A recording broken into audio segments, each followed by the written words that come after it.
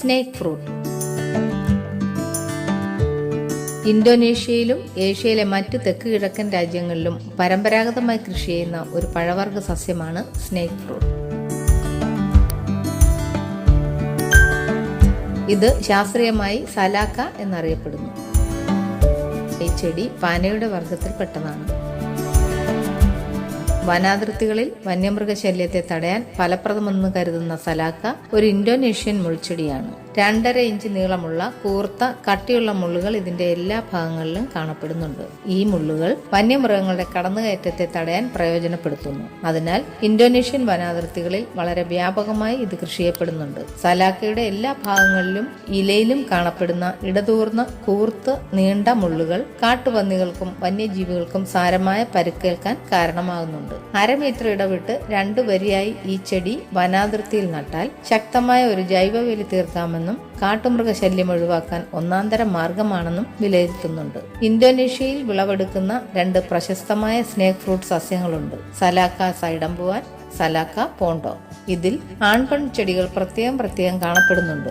ഇരുവർഗത്തിലും പെട്ട ചെടികളും പൂക്കും. എന്നാൽ പെൺ സലാക്കയിലാണ് പഴങ്ങൾ ഉണ്ടാവുക. പഴത്തിന്റെ വിത്തൊഴികെയുള്ള മാംസള ഭാഗം ഭക്ഷ്യയോഗ്യവുമാണ്. പനയിൽ ഉണ്ടാകുന്നത് പോലെ കുലകളായിട്ടാണ് ഫലങ്ങൾ ഉണ്ടാകുന്നത്. തവിട്ട് നിറമുള്ള പഴത്തിന് സാമാന്യം നല്ലൊരു അത്തിപ്പഴത്തോളം വലിപ്പമുണ്ടാകും. കൂടാതെ വളരെയധികം പോഷകമൂല്യവും ഉണ്ട്.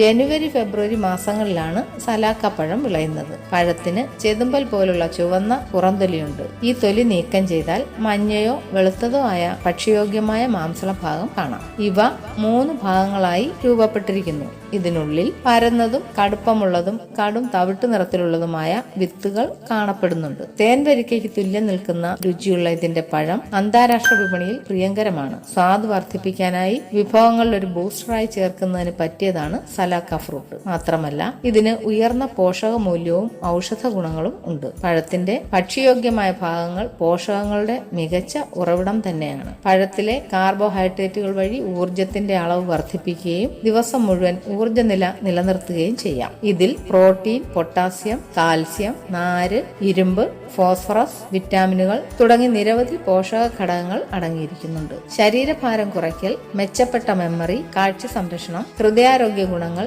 നെഞ്ചെരിച്ചിലിന് ആശ്വാസം, പ്രമേഹ നിയന്ത്രണം തുടങ്ങി നിരവധി ആരോഗ്യ ഗുണങ്ങൾ പ്രദാനം ചെയ്യാനുള്ള കഴിവ് സലാക്ക ഫലങ്ങൾക്കുണ്ട്. വീടുകളിൽ നട്ടുവളർത്തുമ്പോൾ മനുഷ്യ സമ്പർക്കം കുറഞ്ഞ സ്ഥലങ്ങളിൽ വേണം ഇത് നടാൻ. കാരണം ഇതിന്റെ മുള്ളുകൾ അപകടകാരികളാണ്. വിത്തുകൾ പാകി പുതിയ തൈകൾ നട്ടുവളർത്താം. കൂടാതെ ചെടിയുടെ ചുവട്ടിൽ നിന്നും മുളയ്ക്കുന്ന തൈകളും മാറ്റി നടാവുന്നതാണ്. ചെടികൾക്ക് സാധാരണ ജൈവവളങ്ങൾ മതിയാവും. 4-5 വർഷത്തിനുള്ളിൽ കായ്ഫലം ലഭിക്കും. വളരെയേറെ ഗുണങ്ങളടങ്ങിയ സലാക്ക ഫലസസ്യം നമുക്കും നട്ടുവളർത്താം. ഒരു തൈ നടൂ, പ്രകൃതിയെ സംരക്ഷിക്കൂ. Thanks for watching. Please subscribe ഐമാസ് പ്ലാന്റ്സ് വേൾഡ്.